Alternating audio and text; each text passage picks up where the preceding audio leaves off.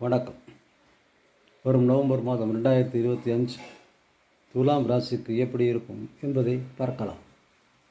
துலாம் ராசிக்கு தொழிலில் மேன்மை இருக்கும், தொழில் விருத்தி அடையும், வேலை இல்லாதவருக்கு வேலை கிடைக்கும், வேலையில் பதவி உயர்வு கிடைக்கும், பாராட்டு இருக்கும். அதேபோல் இந்த 3ஆம் இடத்துக்காரன் உச்சம் பெற்றான் குரு என்ற காரணத்தினால் வெற்றி மீது வெற்றி கட்டும்.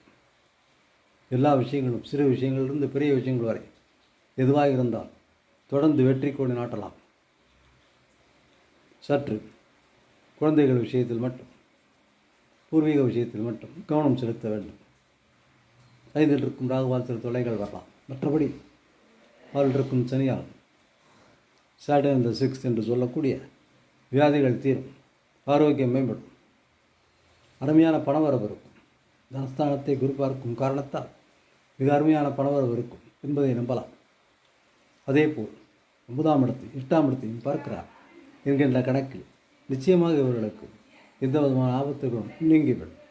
கோர்ட்டு கேஸ் எல்லாம் இவர்களுக்கு சுலபமாகவே முடியும்.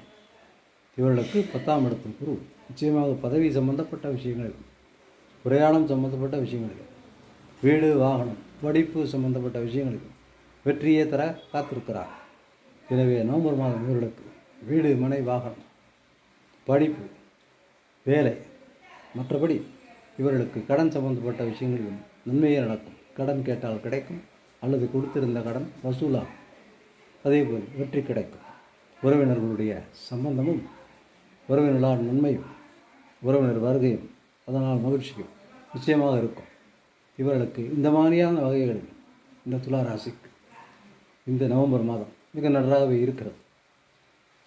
10ஆம் இடத்தில் இருக்கும் குரு 2ஆம் இடத்தை பார்ப்பதால் தனவரவு என்று சொல்லிவிட்டோம். எனவே பணப்பற்றாக்குறை என்பதே இருக்காது.